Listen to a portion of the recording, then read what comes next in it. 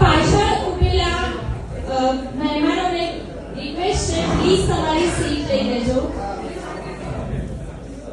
ઘણા ટાઈમે મળ્યા છો આ બધા, એટલે થોડી ઘણી વાતો તો તમારી ભેગી થઈ હશે. એટલે હું જોઈ શકું છું કે બહુ બધા મજબૂત છે વાતો કરવામાં. પણ આપણે જે પર્પસથી આજે અહીંયા ભેગા થયા છીએ એ પ્રોગ્રામની શરૂઆત આપણે કરવા જઈ રહ્યા છીએ. આગળ ઘણું બધું છે, લાઈનઅપ, કેક કટિંગ છે, ગેમ્સ છે, બહુ જ બધું એન્જોયમેન્ટ છે. તો આ સૌને રિક્વેસ્ટ છે, આપ બધા જ ફેમિલી છો, ફ્રેન્ડ્સ છો, ફેમિલી મેમ્બર્સ છો, તો આપ સૌને અગાઉથી એડવાન્સમાં રિક્વેસ્ટ છે કે ફેમિલીની અને ફ્રેન્ડ્સની જેમ જ બધી જ વસ્તુમાં પાર્ટિસિપેટ કરજો, એન્જોય કરજો, મસ્તી કરજો અને દ્વિષાને આશીર્વાદ આપજો. પાછળ બેઠેલા આપ સૌની વાતો થોડી ખતમ થઈ હોય, પતી હોય, તો આપણે આજનો પ્રોગ્રામ શરૂ કરવા જઈ રહ્યા છીએ.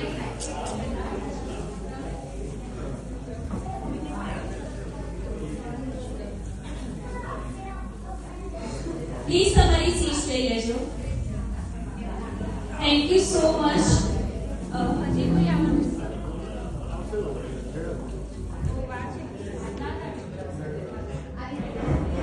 Okay, thank you so much મારી રિક્વેસ્ટને એક્સેપ્ટ કરવા માટે.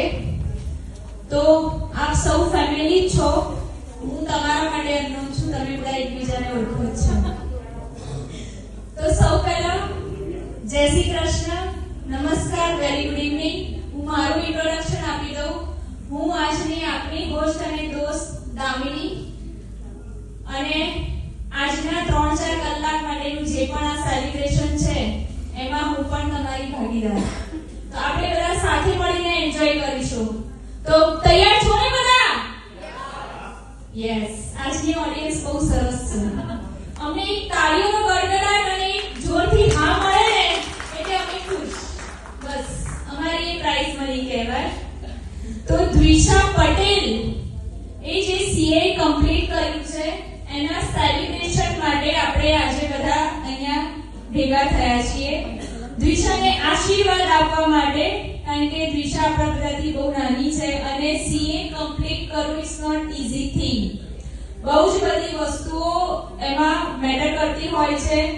કે જ્યારે પહેલું તો હું થોડીક લાઈનો કહીશ, કદાચ ઇમોશનલ તો નહીં કહું, પણ કદાચ કોઈ થઈ ના શકતા. તો પહેલા એકવાર દ્વિષાનો એકવાર ઊભા થઈ જાઓ. દ્વિષા માટે જોરથી તાળીઓ થઈ જાય. એન્ડ મેની કોંગ્રેચ્યુલેશન દ્વિષા, તમે એક ખૂબ જ સરસ અચીવમેન્ટ કર્યું છે